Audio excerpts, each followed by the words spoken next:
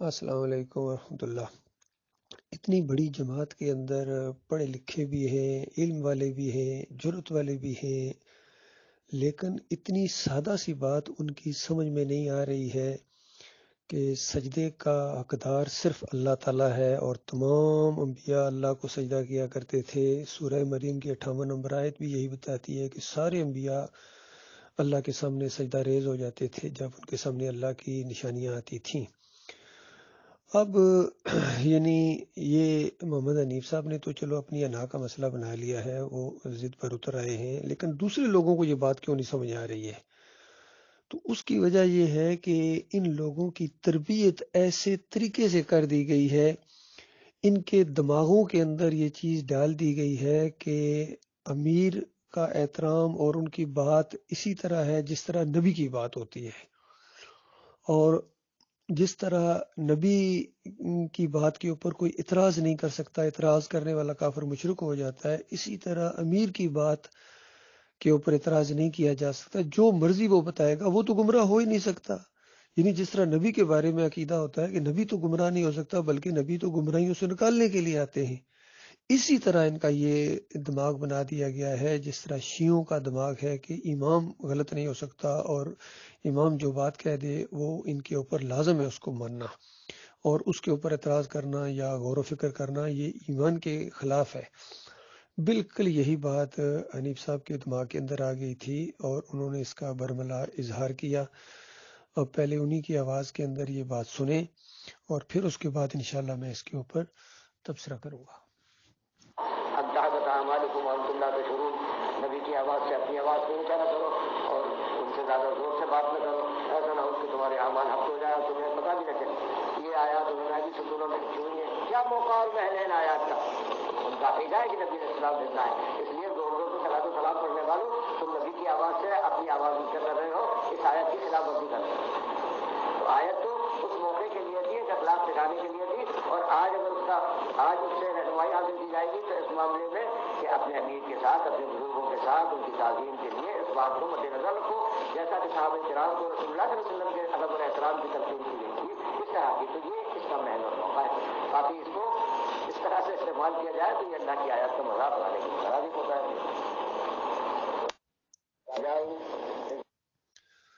آپ نے غور کیا کس طرح اس خاص آیت کو جو نبی صلی اللہ علیہ وآلہ وسلم کے لیے تھی، اور بعد میں کبھی ابو بکر صدیق نے نہیں سوچا، عمر بن خطاب رضی اللہ تعالیٰ عنہ نے نہیں سوچا کہ یہ آیت ہمارے لیے ہے، حالانکہ کیسے موقع بھی آئے، کئی دفعہ خطاب کے دوران ایک عام آدمی اٹھ کے کھڑے ہو گئے، اعتراض کیا، انہوں نے بات چیت کی، اور کسی نے یہ نہیں کہا کہ آپ کیوں یہ بے ادبی کر رہے ہیں، آپ نے یہ سورہ الحجرات کی آیت نہیں پڑھی ہے؟ وہ نبی علیہ السلام کے لیے تھی، آج یہ امیر المومنین کے لیے ہے۔ کبھی کسی کے دماغ کے اندر یہ چیز نہیں آئی، لیکن محمد حنیف صاحب کے دماغ کے اندر پتہ نہیں یہ بات کیسے آئی۔ اصل میں کیماڑی کے اندر ایک میٹنگ ہو رہی تھی جس میں کچھ لوگوں نے ذرا آوازیں بلند کی، تو اس کے موقع کے اوپر محمد حنیف صاحب نے اس آیت کا حوالہ دیا، استدلال کیا۔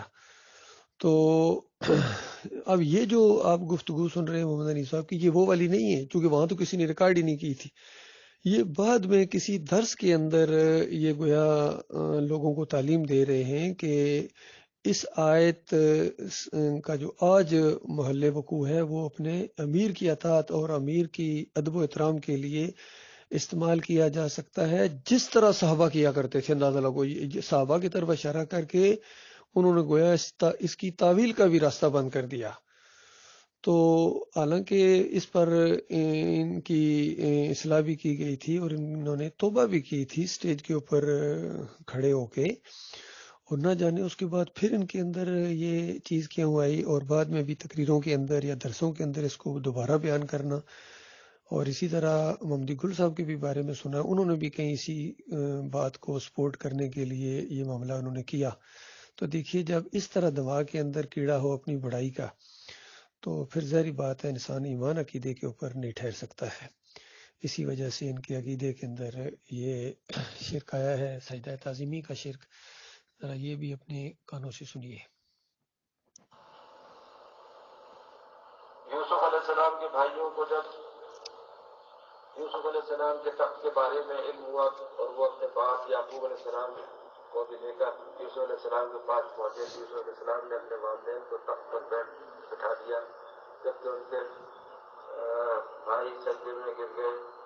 سجدے سے کیا مراد ہے؟ اصل میں یہ ایک طرح کا تعلیمی سجدہ ہے اور یہ ایک اللہ کی مشیت اور اللہ کا حکم ہے.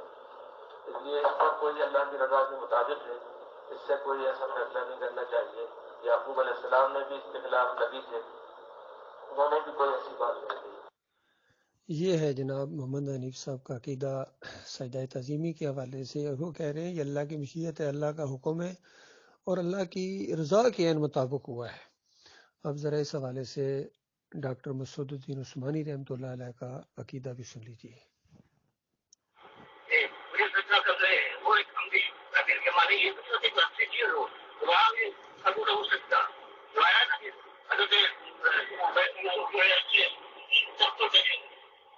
اور اب آپ کے پیچھے کہ بھائی آگے کیا ہو سکتا کہ اللہ گر پائے, وہ اللہ کے لیے بیٹھے میں وہ گرے ہیں پیچھے ماں باپ نے فیصلہ کیا اور وہ شخص بن گئی شروع کا تو یہی مانے ہوتے یہ مطلب نہیں انہوں فیصلہ کیا حضرت بلکہ لوگوں کی رمیت جو ہے وہ اللہ کے لیے. اب ایک دوسرے بیان کے اندر ڈاکٹر صاحب اس چیز کو دوسرے اینگل سے اس طرح بیان کر رہے ہیں. جناب یوسف کو ان کے بھائیوں اور والدین نے سجدہ کیا نہیں حضرت, فَقَرُّوا لَهُ سُجِّدًا, کہ اللہ نے جو رحمت فرمائی اس خاندان پر تو سب خرو یہ گر پڑے لہو کی ضمیر اللہ کے لیے, اللہ کے لیے سجدے نہیں پڑے. اور جن کا ایمان صحیح نہیں ہے وہ کہتے ہیں کہ ہم کو بھی ہمارے لیے شاگرد سجدہ کرے, اس کے لیے تفسیر یہ کر دیتے ہیں اس حضرت یوسف کو سجدہ. دیکھا آپ نے کس طرح کلیئر بات ہے, یعنی سادہ سے انداز کے اندر وجوہات بھی بیان کر دیں کہ اللہ کو سجدہ کیوں ہوا. ان رحمتوں اور برکتوں کی وجہ سے جو اس خاندان پر اللہ تعالیٰ نے کی, وہ سارا خاندان اللہ کے سامنے سجدہ ریز ہو گیا.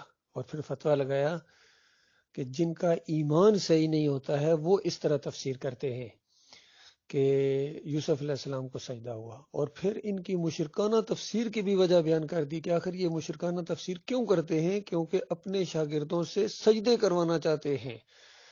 اور یہی سارے علماء آج کل کر رہے ہیں. اور محمد حنیف صاحب کی پچھلی بات آپ کے سامنے آ گئی کہ انہوں نے وہ آیتیں جو خالص نبی صلی اللہ علیہ وآلہ وسلم کے لیے تھیں اپنے اوپر استدلال کیا, اور کہتے ہیں کہ یہ امیر کی اطاعت اور امیر کی عزت اور احترام کے لیے استعمال کی جا سکتی ہیں. اور پھر کہا کہ جس طرح صحابہ کرام نبی علیہ السلام کی کرتے تھے اسی طرح آج لوگ اپنے امیر کی عزت اور احترام کریں. تو بتائیے اب تعویل بھی ممکن نہیں ہے, اب یہ استدلال نہیں رہا, اب تو پوری طرح اپنے اوپر فٹ انہوں نے کر دی. تو یہ وجوہات بھی سامنے آ گئیں, چونکہ خود اپنی پوجا کروانا چاہتے تھے اور پوجا کر رہے ہیں لوگ, ان کی آنکھیں بند کر کے کر رہے ہیں.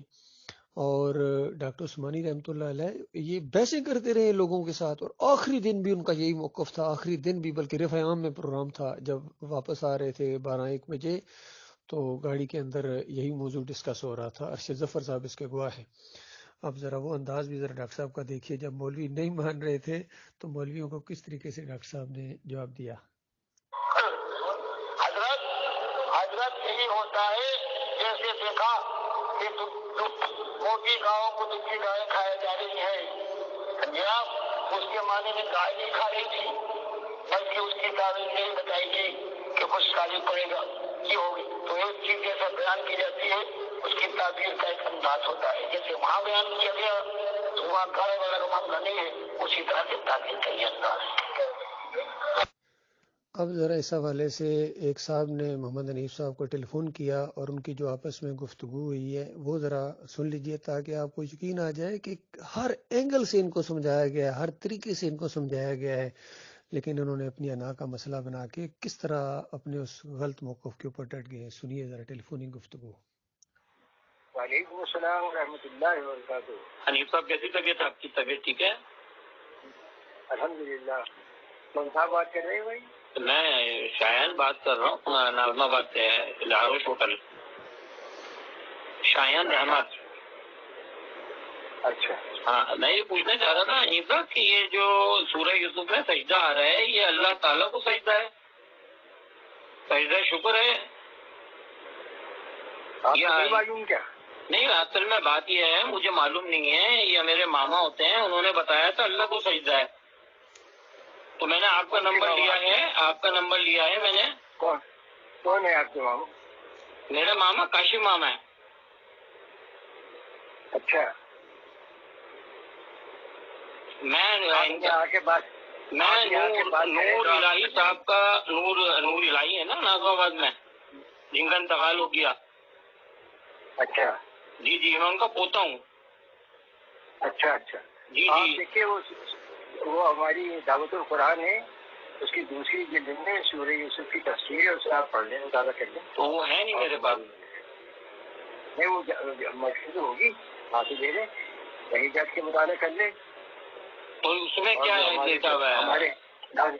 ہمارے جو ناظرین سلمان صاحب وہ ان سے بات کر لیں، وہ سمجھا دیں گے۔ اچھا ویسے یہ آپ کے اس میں جو ہے یہ سجدہ اللہ تعالیٰ کو ہے یوسف علیہ السلام کو ہے؟ اللہ کے حکم سے ہے یوسف علیہ السلام کو۔ یہ تعظیمی ہے؟ یہ سب باتیں آپ کو معلوم ہو جائیں گی جب آپ دعوت القرآن کا مطالعہ کریں گے۔ اللہ کے حکم سے ہے یوسف علیہ السلام کو ہے؟ جی جیسے آدم علیہ السلام کو فرشتوں نے سجدہ کیا تھا۔ جی مانتے ہیں آپ اس کو؟ جی بالکل، وہ اللہ کے حکم سے کیا تھا۔ اچھا جی ڈاکٹر عثمانی کی انہوں نے کیسٹیں سنائی ہیں، کاشف ماما نے وہ انہوں نے کیسٹیں سنائی ہیں، اس میں وہ لہو کی زمین جو ہے۔ آپ ڈاکٹر عثمانی کی کیسٹوں کو چھوڑیں، آپ قرآن پہ چلے بس۔ تو ڈاکٹر عثمانی پھر قرآن کے خلاف گئے، کافر ہو گئے وہ تو۔ آپ دعوت القرآن کا مطالعہ کریں، آپ بالکل جی میں بول رہا ہوں کہ ڈاکٹر عثمانی کو ہم چھوڑ دیتے ہیں نا، جب یہ ڈاکٹر عثمانی نے قرآن کے مطابق فیصلہ نہیں کیا۔ ڈاکٹر عثمانی کے بارے میں یہ غلط افواہ پھیلائی ہوئی ہے۔ تو ڈاکٹر عثمانی نے ایسی کوئی بات نہیں کہی؟ نہیں، وہ 2 کیسٹیں آئی ہیں ان کی ڈاکٹر عثمانی کی کہ لہو کی ضمیر یہ اللہ کے لیے، وہ بناوٹی کیسٹیں ہیں۔ ڈاکٹر عثمانی قرآن کے خلاف نہیں کہہ سکتے۔ استغفر اللہ۔ صاحب ٹھیک ہے، اس عمر میں آپ تھوڑا سا خیال کر لیں اپنا۔ ڈاکٹر عثمانی کی آواز ہے وہ میں نے پوری اس کی لیبارٹری سے ریسرچ کروائی ہے، ڈاکٹر صاحب کی آواز ہے وہ، ساری کیسٹیں وغیرہ جتنی بھی تھی ان کی وہ ڈاکٹر عثمانی کی آواز ہے۔ اللہ ہی حافظ ہے آپ کا۔ یہ آخری بات انہوں نے بالکل صحیح کہی ان کو کہ آپ کا اب اللہ ہی حافظ ہے، کیونکہ انہوں نے وہ کہہ رہے ہیں کہ میں نے لیبارٹری سے بھی چیک کرائی، حالانکہ ہم لوگوں کو تو خیر کوئی ضرورت ہی نہیں تھی، ہم ڈاکٹر صاحب کی آواز کو پہچانتے ہیں، ان کے لہجوں کو پہچانتے ہیں، ان کے ایمان عقیدے کو پہچانتے ہیں۔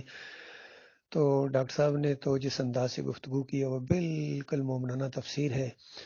اب محمد حنیف صاحب کے جو کچھ خاص مرید ہیں وہ کہہ رہے ہیں کہ محمد حنیف صاحب ڈاکٹر عثمانی سے بھی بڑے عالم ہیں۔ اللہ کے بندو غور کرو کس طرح انہوں نے ان کی آواز بھی بوکھلائی ہوئی ہے، اور ایک دوسرے ساتھی نے جب ان کو فون کیا اور کہا کہ ڈاکٹر عثمانی رحمۃ اللہ علیہ یہ کہہ رہے ہیں، تو آگے کہتے ہیں گھبرا کے کہ ان کی کیسٹیں کیسے آپ کے ہاتھ لگ گئیں؟ انہوں نے کہا وہ تو یوٹیوب کے اوپر ہیں، لوگ ان کو سن رہے ہیں۔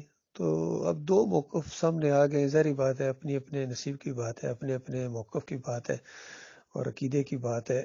ہم تو ڈاکٹر عثمانی رحمۃ اللہ علیہ کے ہم عقیدہ ہیں، اور امام بخاری رحمۃ اللہ علیہ بھی اسی انداز سے خوابوں کی تعبیر میں لائے ہیں۔ خوابوں کی تعبیر کا باب باندھا ہے انہوں نے، اور اس کے اندر وہ 6 نمبر آیت کو لائے ہیں خوابوں کی تعبیر، جو یوسف علیہ السلام نے خواب دیکھا جس کو 4 نمبر آیت کے اندر بیان کیا گیا ہے، اور پھر یعقوب علیہ السلام نے اس کی تعبیر بتائی ہے 6 نمبر آیت کے اندر، اس کو لائے ہیں۔ اور پھر 100 نمبر آیت کا وہ حصہ جو سجدے کا ہے اس کو لائے نہیں ہے امام بخاری رحمۃ اللہ علیہ، کیونکہ یہ بعد والے اس کا حصہ مان لیں گے، اور احتیاط انہوں نے برتی، لیکن پھر بھی جو ہونا تھا وہ ہوا، انہوں نے پھر بھی زبردستی اس کو گھسیٹ کے اندر لے آئے، اور امام بخاری رحمۃ اللہ علیہ 100 نمبر آدھی آیت لائے ہیں اور 101 نمبر آیت لائے ہیں، اور اس میں دونوں باپ بیٹے کے جو الفاظ بھی ملتے ہیں وہی الفاظ یوسف علیہ السلام بول رہے ہیں تعبیر کو، اور جو یعقوب علیہ السلام نے 6 نمبر آیت کے اندر بولے تھے۔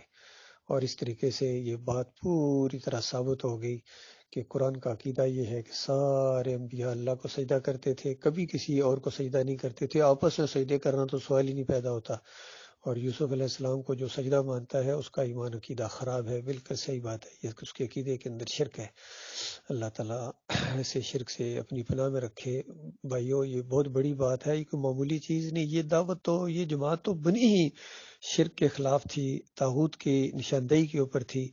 تو جب اس کے امیر اب خود شرک پھیلانا شروع کر دیں تو اس جماعت کا کیا حال ہوگا. اور چونکہ انہوں نے دماغ بنا دیا ہے لوگوں کا کہ جس طرح نبی سے اختلاف نہیں ہو سکتا اسی طرح امیر سے بھی اختلاف نہیں ہو سکتا، اس لیے وجہ سے وہ آنکھیں بند کر کے مان رہے ہیں. اور اس کے برعکس ڈاکٹر مسعود الدین عثمانی رحمۃ اللہ علیہ نے اس آیت کی تفسیر کہ اطیعوا اللہ و اطیعوا الرسول و اولو الامر منکم فان تنازعتم فی شیء فردوا الی اللہ ورسول، اس کی تشریح بھی ڈاکٹر عثمانی رحمۃ اللہ علیہ نے یہ کی ہے کہ اللہ کی اطاعت کرو، رسول کی اطاعت کرو. اختلاف کا سوال ہی پیدا نہیں ہوتا. رہے تمہارے امیر تو ان سے اختلاف ہو سکتا ہے، اور اختلاف ہو جائے تو یہ نہیں کہ امیر اس کو پھر اقتدار کے ڈنڈے کے، نظم کے ڈنڈے کے تحت زبردستی بنوائے کہ نہیں جو میں نے کہہ دیا وہ ہو کے رہے گا. اس طرح ڈاکٹر صاحب نے الفاظ بولے ہیں اور کہا کہ دونوں کو چاہیے کہ اللہ اور اللہ کے رسول کی طرف آئیں. یہ بہترین طریقہ ہے، قیامت تک کے لیے حکم ہے. لیکن محمد حنیف صاحب